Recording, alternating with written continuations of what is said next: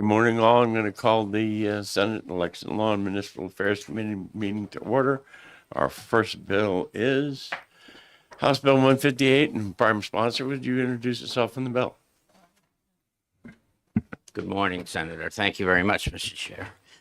I have for you, and I think copies are on their way, some work that the Secretary of State has been putting together here for me, and we're endeavoring to make copies for you. This is an election law bill.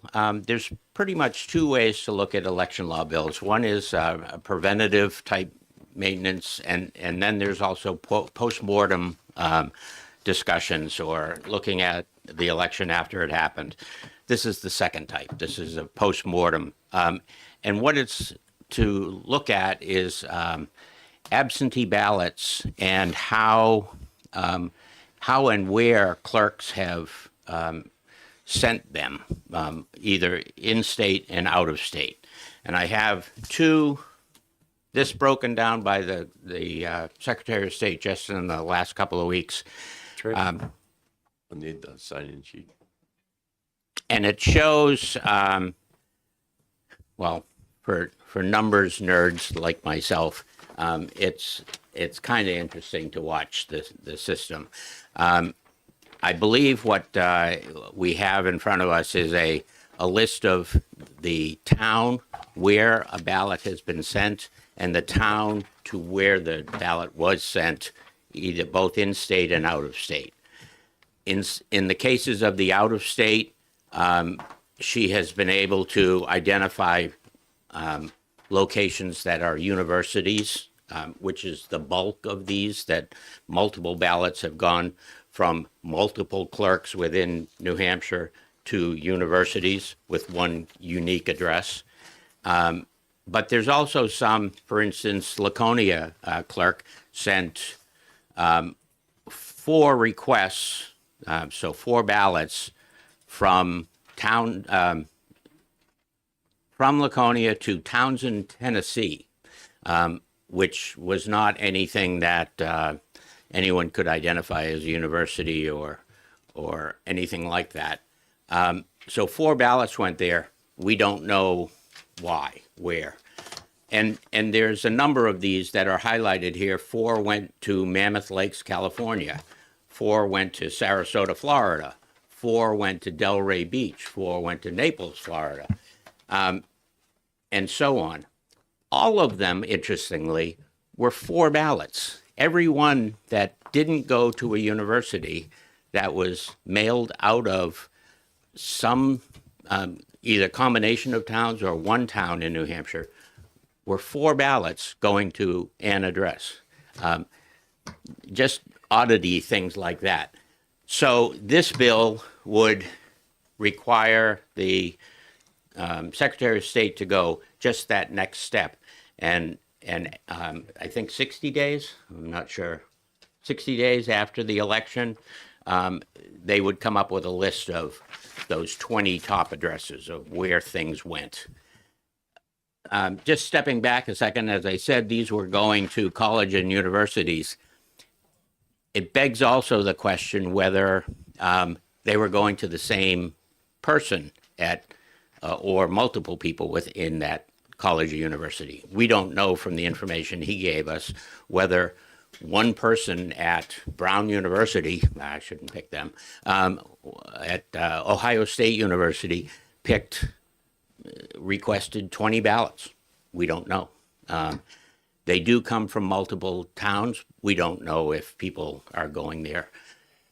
The thought is with the college or university, it would show as a unique address, even though it may be just going to a single mail stop within the university and then distributed to individuals. So it may be 20 ballots went to 20 different individuals, or it may be 5 went to one dorm and 15 went to individuals. We don't really know. This bill would identify that. So I'm happy to pass around these. You're getting copies of your own, and I'm sure there's going to be interesting quirks that you found within the legislation. It may be best if I answer questions rather than ramble on here, but there needs to be a way of knowing just where and how multiple clerks may be sending to a common place somewhere either in state or out of state. And that's what this bill is designed to do. Questions from the senators? Senator Long. Thank you, Mr. Chairman. With the out-of-state addresses like the Tennessee one, is it do we know whether it's a hotel or a single-family home? Thank you for your question, Senator. We don't. Right now, from this report, we don't. We know it was sent to Townsend, Tennessee. But beyond that, we don't. I was a little surprised, quite frankly. I would have thought somewhere in New Hampshire, a clerk would have sent an absentee ballot to the villages in Florida. That doesn't show up, surprisingly enough. So having the address, I think, is very important. If you just knew, if it went to, I don't know, the villages or somewhere like that. Right now, it could be going to a single place, or it could be going to a commercial location. I don't really know. Here you go. And the one I mentioned is right at the top. It says Laconia and Townsend, Tennessee. Yep. These are the out-of-state. So you can see all of them listed for out-of-state in a separate package, and the other package shows in-state. And it's just surprising to me how many times the number 4 shows up. Exactly. There was I believe, a default on here that never less than 4. Sorry, they stapled both one. That's what else. Okay, apparently they don't want us to read it. That was my request. Till after the testimony. The copier puts staples on things sometimes if it's set right. Phantom. That's And hilarious. so if you actually. put your own staple on there. That's the funniest thing I've heard in a long time. Additional actually. questions from the senators? All right. Why doesn't this have an FN on it? You are saying we're going to have to track voters or identify voters who presented an ID, so I don't have to do them on your list. And then you got all this other stuff that they're going to have to do that they don't do now. That's going to take people, and there's no FN on the list. Since I probably stumped you there, No? then the next thing is that if I get a voter list from the Secretary of State and I pay to go get it, isn't that contained in the whole thing, and can I do my own sorts? Thank So you for your... there's 2 questions Okay. Which order would you like them, Senator? for you. You pick it. So, first item first, I obviously did not ask for a fiscal note for it, but my understanding is this information already does exist, that the clerks are providing this to the Secretary of State. The packages that I gave you came from the Secretary of State. In years past, it used to have to be done by the HAVA people at the archives. I believe they have a lot more information than they did when I first requested this back in 2016. But as far as the second question goes, now I've lost it. What was the second question? All this stuff, Oh. it's stuff that we don't write a report on now. So it's Well, we don't write a report, you're correct, but nobody has compiled from each individual clerk sends information in, but you would need, for instance, on the one from, I don't know, I'll pick Bangor, Maine, which I'm assuming is University of Maine, Orono, or Bangor. We've never known until I saw this which clerk throughout New Hampshire has sent a ballot to that same address. It's each individual has been sending it up, but it's never been compiled. Well, in fact, it has been compiled, but I'll, But we'll maybe save not. any of the other comments I have for the executive session. So, Okay. anybody else have a question? Seeing They're none, thank you very much. Pouring over the number. Actually, can I ask one quick question? Yes. So why would we just have the Secretary of State investigate the top 20 absentee ballot locations, and instead of writing a report and doing this, let's actually take action and do something rather than just to clarify and as a validation process? I'd be perfectly happy with that, Senator. Okay, seeing no other questions, thank you very much. Thank you. Somebody else who signed up didn't say the state. Okay. I'm sorry about that. I did get stuck in the numbers. So, and I mean, you're right. The number four, yes, literally stuck. That number four is everywhere, and I can't get over that. How common it is. One of the, I'm trying to find fault with that. Right? Have you dug into the formula? Is there a formula that maybe if there's an error in entry, it would default to number four? No, but that's an excellent suggestion, Senator. I only know that the default going less than that existed, so they you don't see 3 or 2 or Right. 1 show up. It would be interesting to me. I would assume most of these are either 1 or 2s. Yeah. 3 seems odd, but certainly there must be a 5 somewhere, but none of them show up on this. They are all 4 when they are not being sent to a college or university. I'd like to know why. I'm just It curious in definitely that stands way. out. but Yeah. Yeah. Thank you. Thank you. All right. Thank you, sir. Thank you. And you still don't want to speak. Okay. So there's one more individual who signed up but does not wish to speak. Have I got my list of people signed online? All right. And when we open the next hearing, we'll tell you how many people signed up online. And with that, we'll be in recess till 9:30.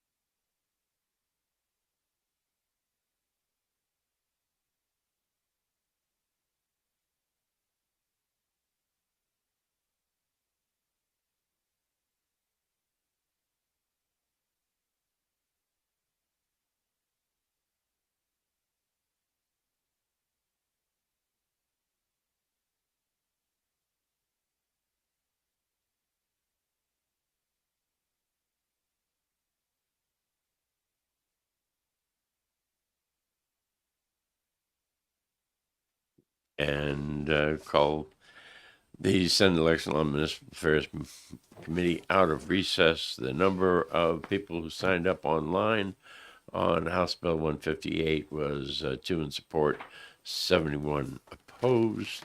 And with that, close that public hearing and open the next public hearing, which is on House Bill 281.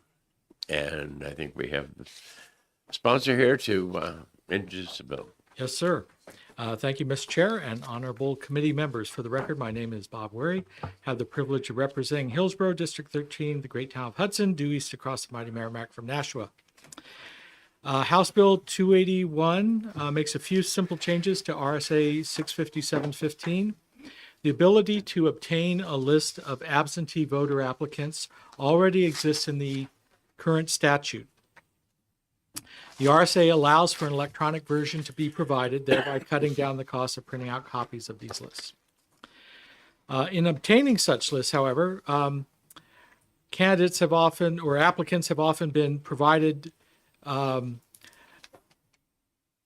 these documents in PDF format.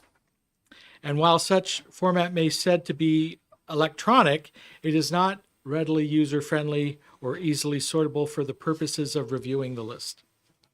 By obtaining the list in a spreadsheet or comma-separated variable format, it helps the recipient of that list sort through the list for various reviewing purposes to either target campaign efforts or to kind of do some audits similar to the previous bill that was heard by this committee.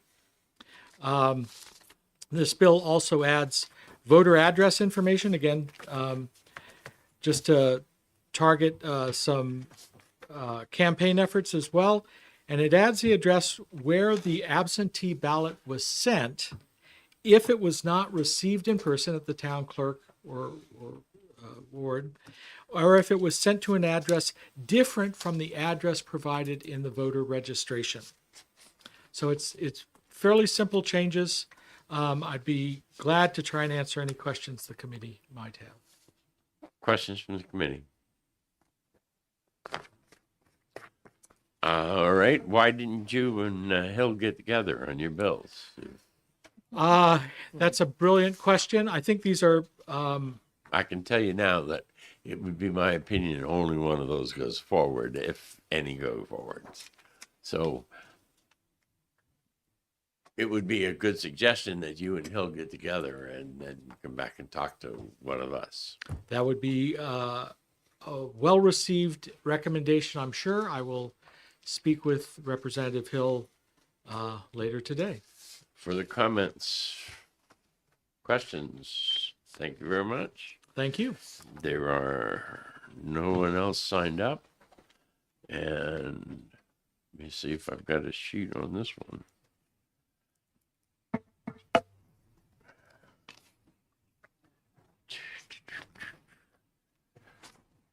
I don't see a sheet on 281. You did?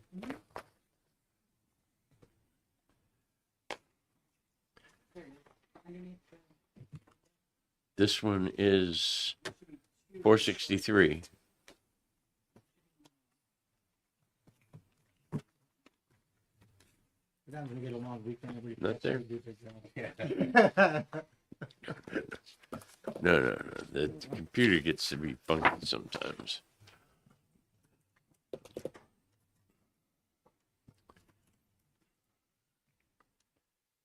That's 365. And the one I put in here already was 158. Oh, there it is. Look at that. On the sign up online was 3 in support, 3 opposed. All right. Can't get much more evenly divided than that, huh? All right. And with that, we'll close public hearing. And Make a motion to go into executive session. we have a motion to go into executive session. All those in favor say aye. Aye. All those opposed say nay. The ayes have it. Okay, off our list of bills that we've already heard.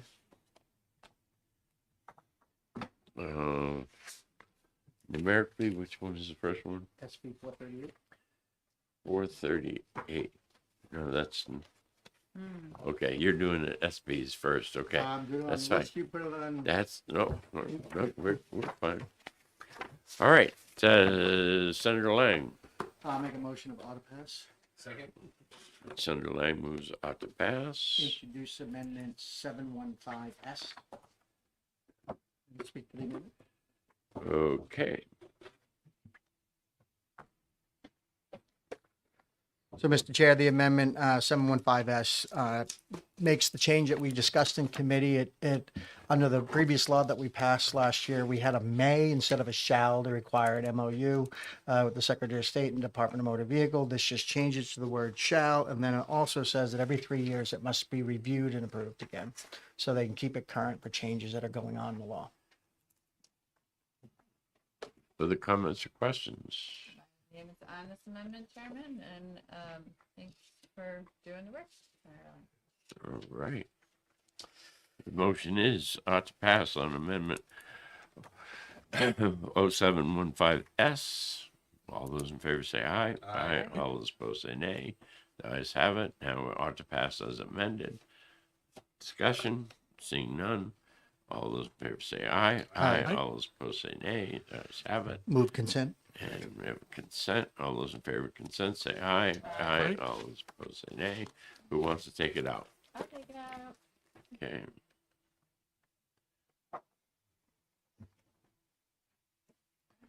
All right. The next one on the list is 586. 586. SB.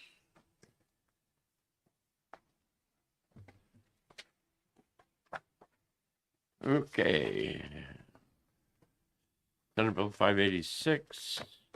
When last we met, you and Senator Parker Spoker were going to get together. Where are we? I think you have an amendment. I move Senator out to pass on the bill. Senator Perkins Quokka moves on to pass. Seconded by Senator Lang. Senator Lang.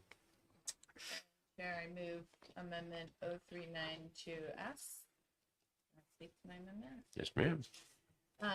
So Senator Lang and I came in last week with some competing language, but we were on a similar path. So I think we went through a few versions to arrive where we are today. Everybody was a smidge unhappy, so that was a good thing. But no, I think we actually addressed most of the concerns here. So I think this is just good cleanup. Obviously, our schools should be. I'm sorry, this has not been on the whole time. Our schools should be financially accountable for the aid that they receive. I think this strikes a good balance of doing that on a realistic schedule, gives the department some discretion for good faith extensions when that effort is being made to submit the audit, and ensures that there's some protection for the school districts around the aid that they need while they're complying. Anything to add, Senator Lang? Nope, again, I think it does what we intend to do, requires the annual reporting after a period of time at the close of the fiscal year, and then creates a process for the Department of Education to verify they got it, they don't see any problems with it, and if they do see problems with it, they'll be able to work with the school districts to cure the issues. And as long as they're actively working with the department to cure, we won't withhold funds, but if they just ignore us, then we'll withhold funds. Okay, just verify that amendment number for me. I have 0392S. 0392S. Because the reason I asked that is that, and I don't seem to have a copy of the amendment here, but you brought in 0393S the last time. You brought in 0485S. Oh. And now we're going backwards in numbers, which doesn't make sense. Fair. If we want to pause this, I'll ask, we can see, can you ask Yeah. Tanya to print out the amendment that I approved? And I think everybody will need a copy. This has the shall, which is why I thought it was the right one, but okay, yep, I'll check with my folks too. Sorry about that. All right. Next one on the list is Next one is 643. 43. All right. We had a motion about to pass, but then we rescinded that and said we were going to hold it for a week. Senator Lang, you the one that made the last motion. Where are we? Hold on a second. I had an amendment on this, didn't I? It was going to be a committee amendment, I think. Well, there was, this was the one that. Oh, you did have an Yeah. amendment. It's So that's it. 0462. I don't have it in my folder. I gave mine to somebody. So again, there was one issue with this, so I'm gonna move OTP, and there was one change, an offer amendment number 462S. If I could speak to my motion, if I get a second. 462S Second that. is the same amendment that you offered last time. Yeah, we Okay. just we gave a week so people could read the amendment, because I offered Alright. it last week. All right, so the OTP motion is made by Senator Lang, seconded by I second that. Second Rochford. And offer And amendment he's offered 462S. 462S. So I'll speak to the amendment, Mr. Chair. So again, this was the Senator Lang, Senator conversation Rochford. we had around the language of legislative body in a traditional town meeting. That is, everybody who shows up for town meeting, however number, hundreds of people that would be, and that wasn't the intent of the original bill. The intent was to have the elected governing body of a given town or a given city to do a roll call vote if they're going to go over spending cap. So the amendment changes it to the governing body. The only thing I'd ask is that on second page, line 6, change the legislative body to governing body. All right, so we actually have Amendment 0462S as amended. Does everybody understand the committee amendment to the bill? Okay, if there's no other discussion. All those in favor of Amendment 0462S as amended by the committee, say aye. Aye. All those opposed? The ayes have it. Ought to pass as amended. Further discussion, seeing none. All those in favor say aye. Aye. All aye. Aye. Aye. I'm Better wake watching up a little my bit. colleague from a city with a tax cap here. Yeah. Or no. Okay. And So those do I are- have a motion for Move consent? consent. We have a motion for consent. I think those are 3-2 votes, Chair. Yeah. My 3-2 apologies that votes. they were not vocally voiced. They ought to pass and the other. Correct. All right. Let's go back. Thank you. We're going to revote. Yes, sir. All right. Yep. On the amendment 0462S as amended by the committee to change The word govern. legislative I'm gonna body vote for the committee. amendment. That's an All right. improvement. All those in favor say aye. Aye. All those opposed say no. We are supporting the amendment. We're supporting the amendment. Okay. Now we have the bill as amended. Further discussion. Seeing none. All those in favor of the bill as amended say aye. Aye. All those opposed say nay. Nay. 3-2. Do And you object to consent? I'll move consent. Okay. all those in favor of consent say aye. Aye. All those opposed say nay. Okay, Senator Lang, you get that one. Thank you. All right. But sure. Motion to come out of executive session would be appropriate. now. Move to come out of executive session. Second. All those in favor say aye. Aye. All those opposed say nay. We're out of executive session and we're ready for our next bill. I have the right one now. And the number is, 0709. okay. Makes a lot more sense. It does. Thank you for spelling.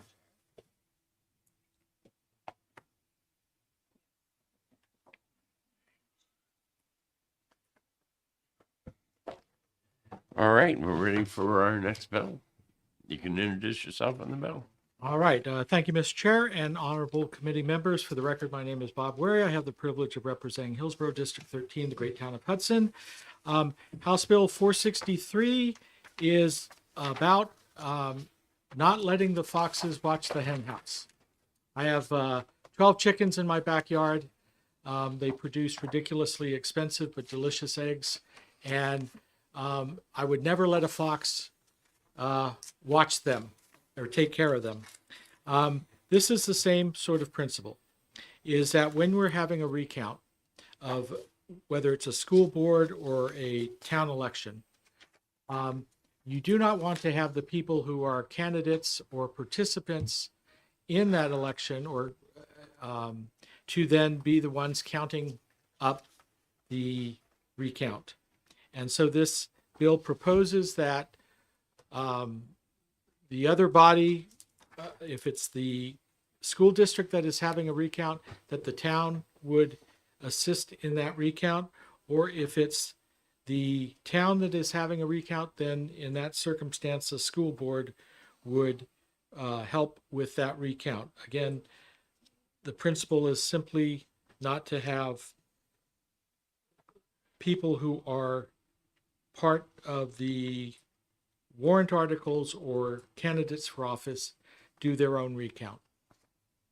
I'd be happy to take any questions if you have any. Questions from senators? Thank you, Mr. Chairman. Does this apply also to cities? That is a good question.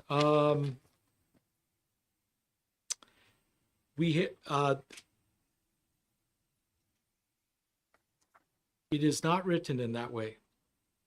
Very good. Thank you. The bill talks about school districts,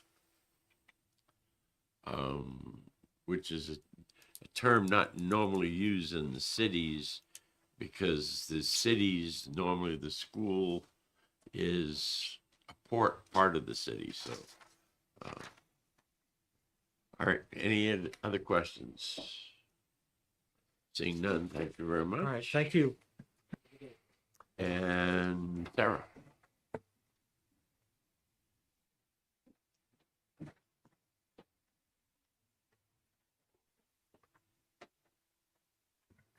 Good morning, everyone. My name is Sarah Burke Cohen. I represent the New Hampshire Municipal Association.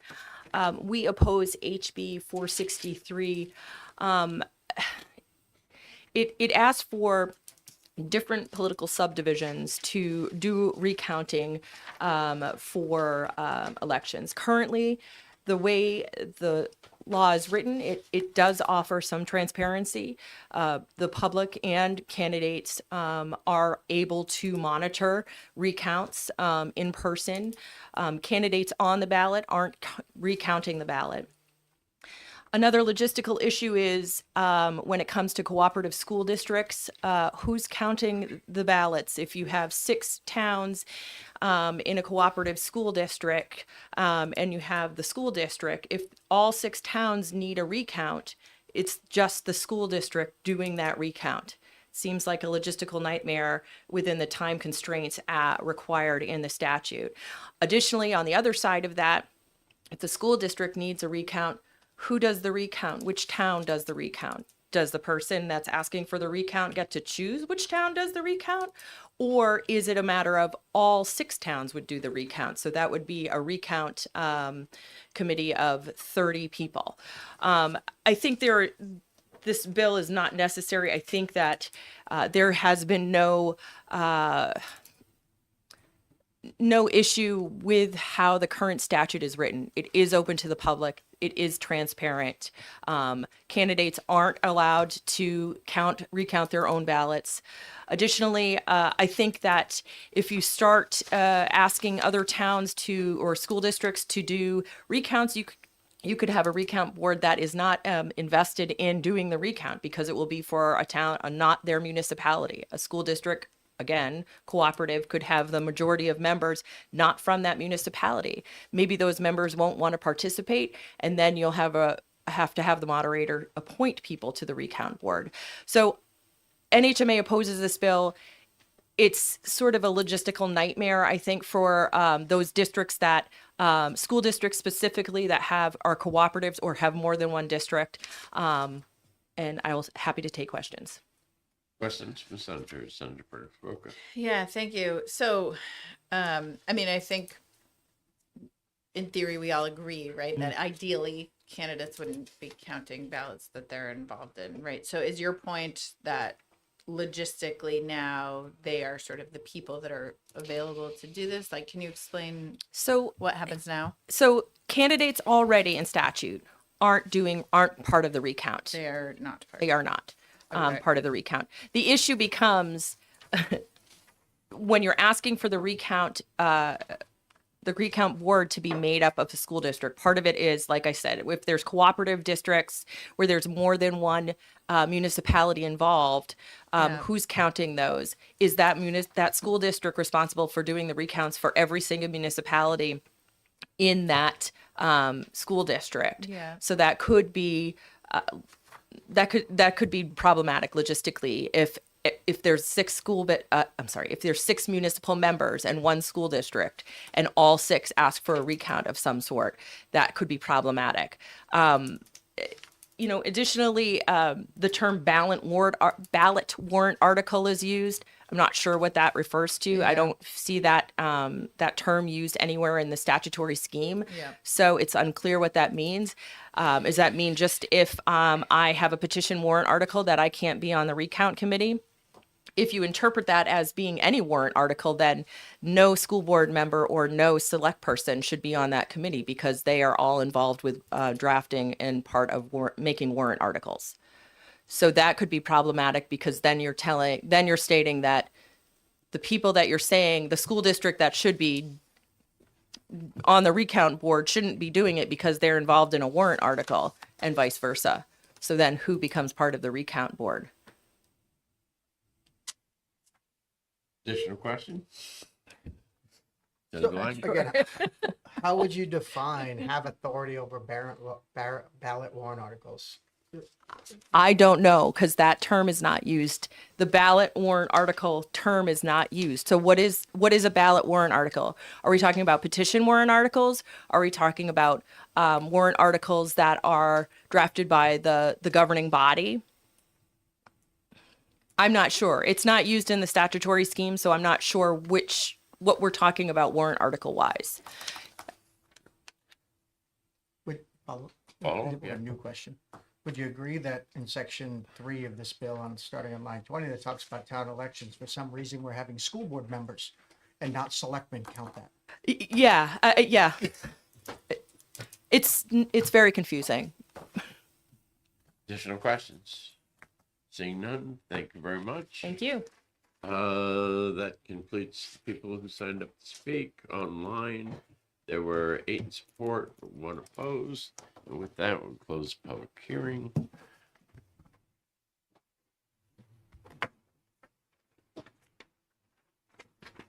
All right, I get a motion? Move to go into executive session. Have a motion to go in executive session. All those in favor say aye. Aye. All those opposed say nay. We are in executive session and we did get a amendment for Senate Bill 586. Give you a minute here to look that over.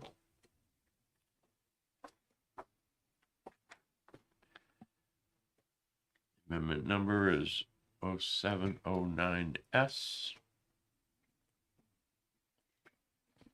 Chairman, this appears to be the right one to me because it includes a few things that we discussed. The list of employees on payroll and their pay, the 6-month provision, the extension from the department, and the shall instead of the may. So this looks correct to me if my colleague agrees. So I assume you're going to withdraw the motion on the other amendment and offer this one instead? I would love to do that. Chair, may I withdraw my motion on amendment 0392S and instead offer amendment 0709S? Second. Okay, we have a motion second on amendment 0709S. Any further discussion? Seeing none, all those in favor say aye. Aye. All those opposed say nay. The ayes have it. Now we're voting on the bill as amended. Further discussion? Seeing none, all those in favor say aye. Aye. All those opposed say nay. The ayes have it. Move consent. And we have a motion for consent. Second. All those in favor say aye. Aye. All those opposed say nay. Consent And Senator Perkins Walker, you wrote the amendment. You get to take it out. Will do.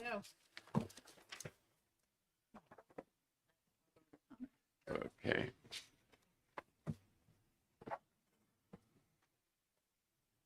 I guess we still have a minute.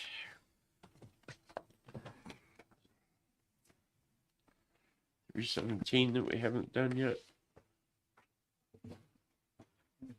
317 and 323. Okay.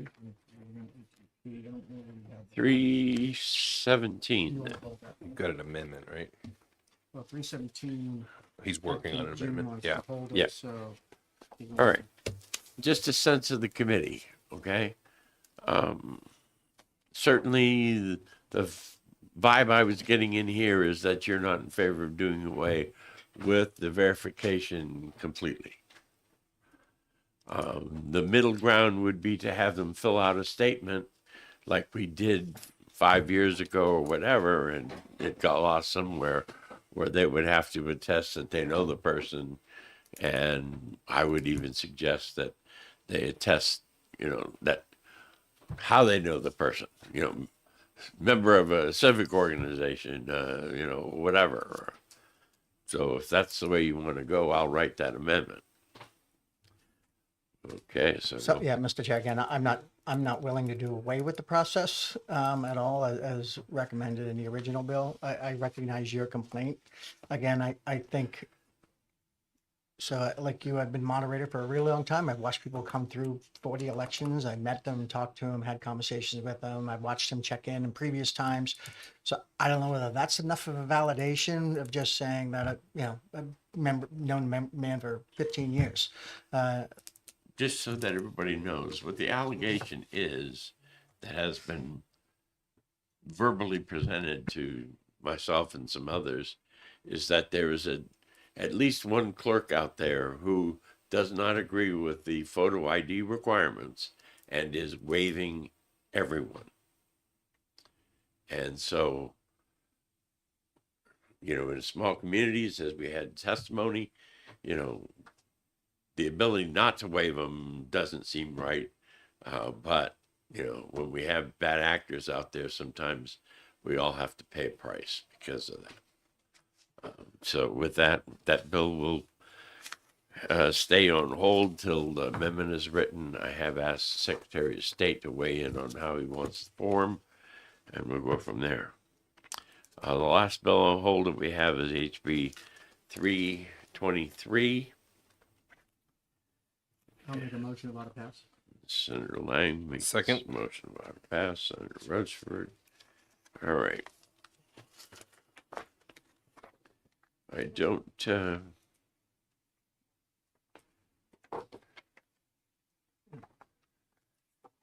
Certainly got a lot of emails about this. If you make one ID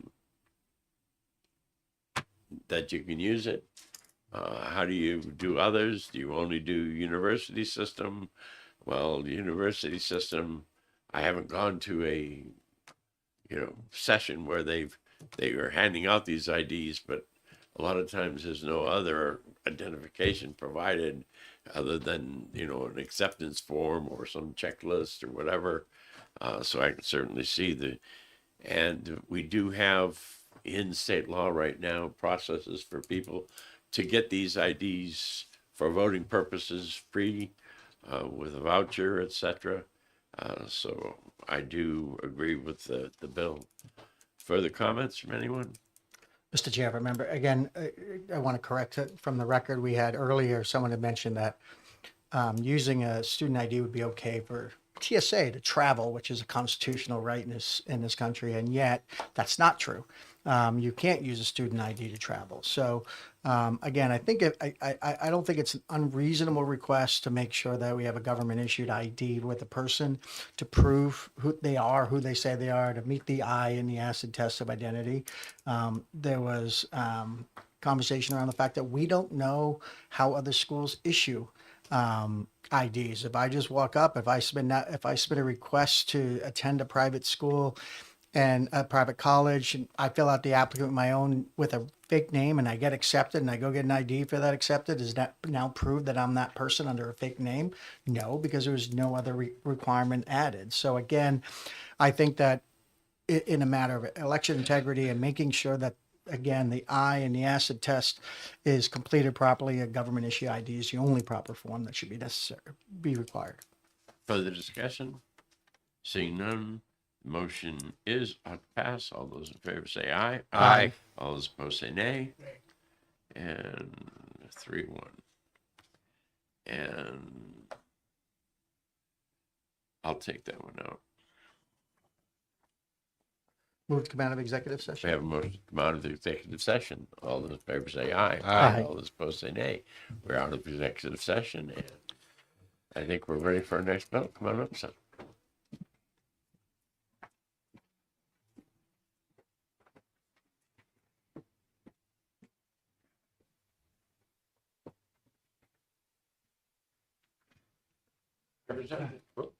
Representative, if you introduce yourself on the bill. Yes, thank you.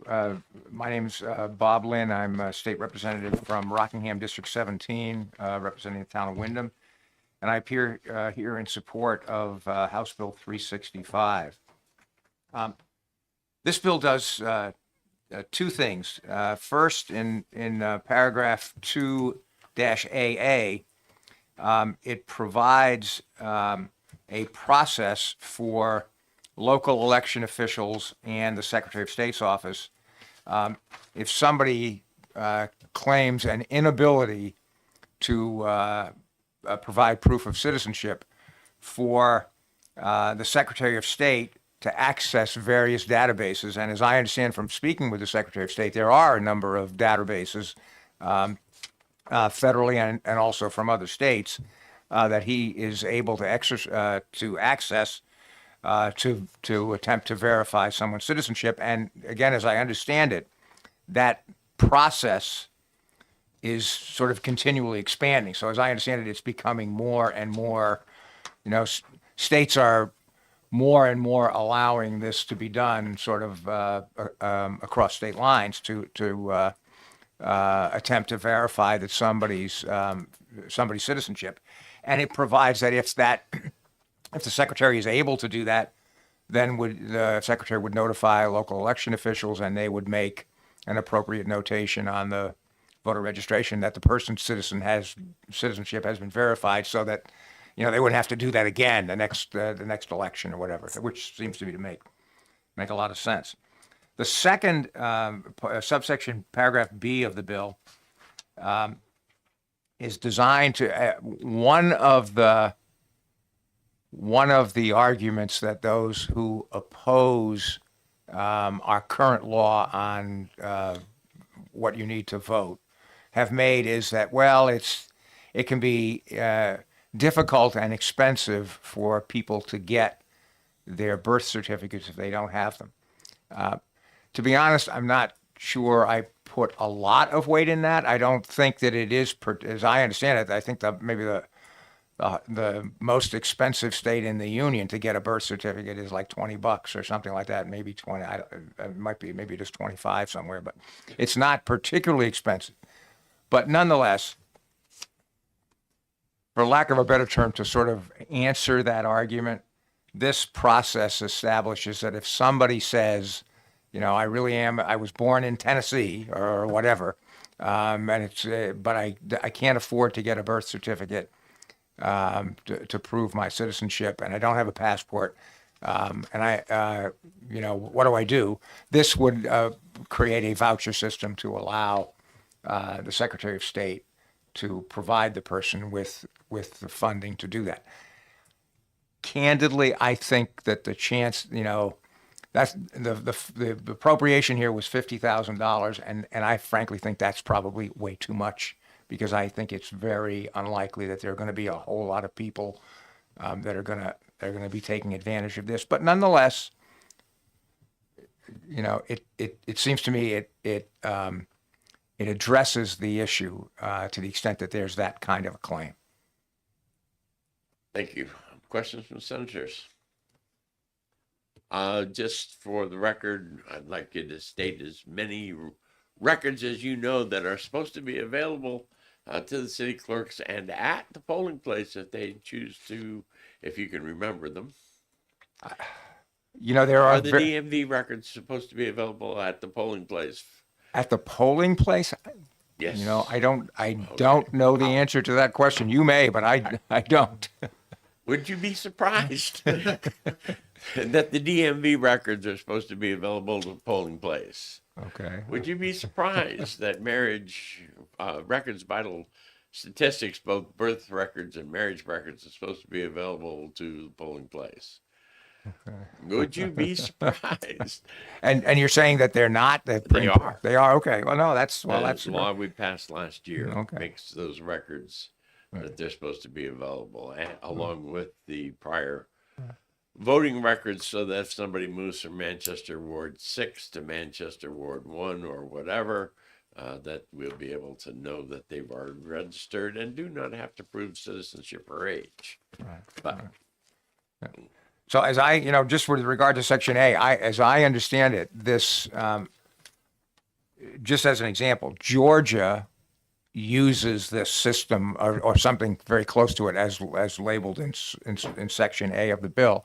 And as I understand it, there was a challenge made to that system that Georgia uses, and the federal court in Georgia upheld the practice. That this was an appropriate way to proceed. So, all right. Seeing no other questions, thank you very much. Thank you. Sarah? Multiple Sarahs out there today. But...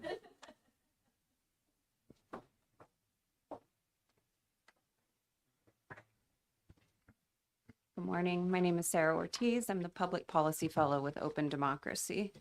I'm here in opposition to House Bill 365. This bill is attempting to address problems created by New Hampshire's recent proof of citizenship legislation, but instead of resolving it, HB 365 adds bureaucracy, cost, and uncertainty to the voting process, particularly for those registering on or around Election Day. During the 2024 general election, 93,000 Granite Staters utilized same-day voter registration. HB 365 does not offer a workable real-time solution for these voters.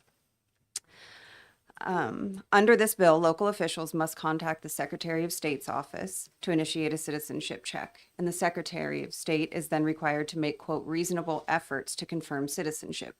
However, this bill does not define what constitutes a reasonable effort or how that standard should be applied on a busy election day. The bill further states that neither local officials nor the Secretary of State's office are required to expend effort that would, quote, unreasonably interfere with election day duties. Without clear definitions, these determinations may vary based on workload and interpretation.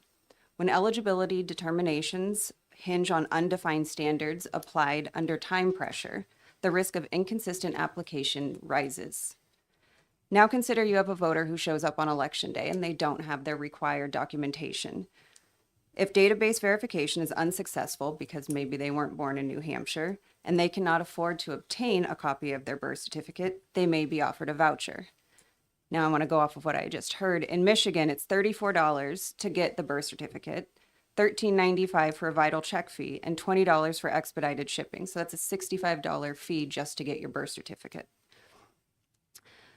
And that still doesn't solve the immediate problem. A birth certificate cannot be issued on the spot, so that voter will have to request and then wait for the birth certificate, meaning same-day access to the ballot is not guaranteed for them. And to obtain that voucher, a voter must sign an affidavit declaring indigency. That means an otherwise eligible voter has to or may have to disclose financial hardship in front of their neighbors and community members in order to exercise their right to vote. Voting should never require somebody to publicly declare poverty in order to participate in democracy. And if affidavits are acceptable for financial status, why are they insufficient to declare you're a citizen? Falsely claiming citizenship carries far greater legal consequence. So if we can trust our voters to attest to one, we can trust them to attest to the other. And as we all know, New Hampshire holds tightly contested races. So even a few amount of people being turned around can have serious consequences in the outcomes. At the same time, documented voter fraud is exceedingly rare. When the problem is rare, the solution itself should not create bigger barriers. Integrity and access are not opposing values. The question before us is whether this bill preserves both. And based on the language before us, I don't believe it does, which is why I'm asking you to please vote inexpedient to legislate. Questions from the senators? Senator Lang.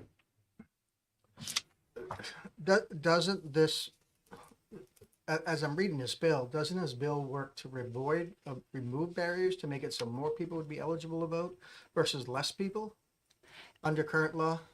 On its face, it may seem like it does. It offers you a voucher, but for a same-day voter registrant or somebody who is registering close to election day, it doesn't do anything to help them access the ballot. So again, the first process in Roman 2-A sub A, right? That process, as I read this, is to on election day to be able to provide an alternative method if someone can't prove the C in the acid test, the citizenship. It provides a method that would allow that to happen, and we're objecting to that. I'm not objecting to that. I think that's great, but that only covers people who were born in New Hampshire. As I understand it, the Secretary of State doesn't have access to birth certificates or marriage licenses for people born outside of the state or married outside of the state. But again, in the bill, it says starting on line 6 and ending on line 9, the Secretary of State shall make reasonable efforts to determine whether a person is a United States citizen by accessing the relevant available in-state, out-of-state, and federal databases. So it doesn't just apply to people who are born in New Hampshire. It would allow the Secretary of State to try to get access to those databases and use that as a way of validating voters. Is that not a good thing? That is a good thing. I'm not worried. I think that people who are voting should be citizens. That's not the question at all. The question is the wording, the verbiage of this particular bill. What constitutes a reasonable effort? How do we know that the Secretary of State's office has access to those? Because as I've heard in other hearings, the Secretary of State actually doesn't have access to some. They're looking into getting more access to these broader databases, but at this point, I don't believe they'd have access to all the databases, which would then leave some people out. And again, in New Hampshire, when we have these tight races, even 5, 6, 7 people being turned away when they're eligible voters could skew the outcome. Okay. So as I understand your testimony is that the things in this bill are good, but it doesn't have an affidavit, so I'm opposed. I think the wording is what troubles me. Let me go back and see what they were. The reasonable efforts, what constitutes a reasonable effort? That is leaving it up to individual interpretation. That would vary based on a workload, on how many people are in line. That's going to shift, and then it's not equitable access or equal verbiage across all municipalities. Okay. Thank you very much. Further questions? Seeing none? Sorry. Senator Long. Thank you, Mr. Chairman. So on the first page, line 11, as would unreasonably interfere with the other election day duties. So in your opinion, is there a guarantee that the Secretary of State may use all the options they have? No. Again, it's leaving it up to personal interpretation and the lines and the wait times and what databases they have at their disposal. There's no guarantee for anybody in that verbiage. Okay, thank you. All right. Seeing no other questions, we'll look at how many people signed in online. Let me see, get the right bill here. And online, there were 10 support, 226 opposed. With that, we close the public hearing. I'll take a motion. Move to go into executive? Yep. Move to go into executive session? We have a motion to go into executive session. All those in favor say aye. Aye. All those opposed say nay. first one I want to take up is this one. I'll move ought to pass. I have a motion of ought to pass. I have a second.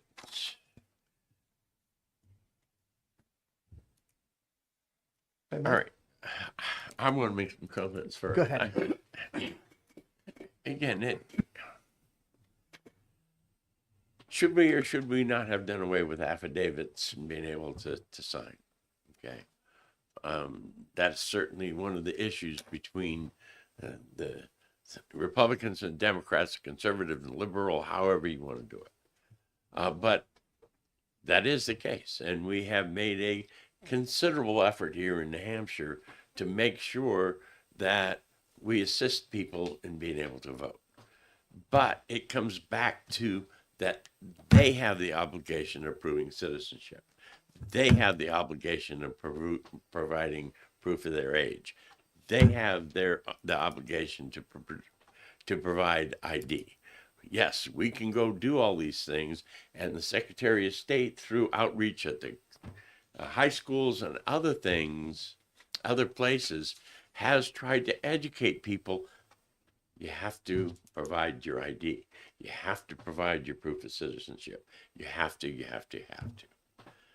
Okay, so this bill, again, I think is on that same line, is that, yeah, for some people it is difficult. And I have spoken to the Secretary of State several times before he goes to the Secretaries of State meetings, where all of them are there, and asks for things just like this database, to make it easier for people. And therefore, I do support the ought to pass motion. Comments? Never let perfect be the enemy of the good. This is a good bill. It may not be perfect, but it again will potentially allow voters who are eligible to vote, who would normally be turned away, to be eligible to vote. So for that reason, I'll be voting yes on the bill. Senator Long. Thank you, Mr. Chairman. Yeah, a couple of issues. One is the unreasonable interference. This isn't guaranteeing that the Secretary of State will be able to do that. If it happens to be busy, if he's getting a lot of phone calls, this will step in his way. And then the fact that you have to identify yourself as indigent. I think the personal matters with people remaining personable ought to stay with them. So for those two reasons, at least, I'll be opposed to this. Okay, further comments?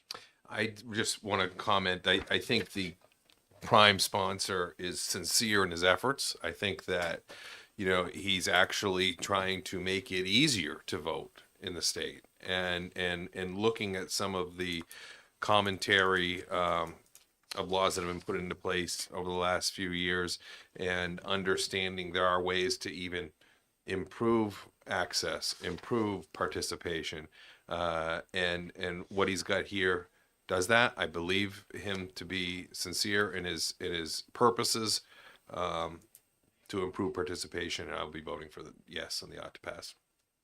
Further discussion?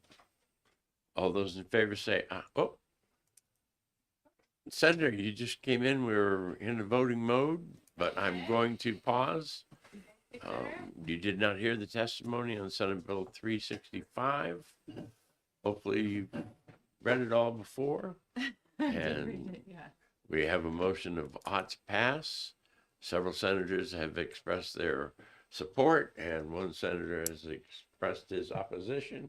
And I think you can guess where that is. If you want a minute or two, I can give it to you. If not, all right. The motion is ought to pass. All those in favor say aye. Aye. All those opposed say nay. Nay. And ayes have it. Do you object to consent? Not at this time. Move consent. We have a motion Doesn't for mean I won't consent. later. All those in favor say aye. Aye. All those opposed say nay, and I'm going to take that one out. All right. I think the rest of them, I think I want to wait on for the rest of the week. I guess 2 weeks. Next week is vacation, right? Yes. Yes. just because I was not here, did we exec? We didn't do 317 Okay, because there'll be, I will write an amendment, depending upon what the committee wants to do, to require someone who is verifying somebody to fill out a form and attest to their verification. okay. And any other questions? Okay, thank you. All right, with that, I'll take a motion to come out of executive session. I have a motion to come out of executive session. All those in favor say aye. Aye. All those opposed say nay. Our business today being complete, we are adjourned.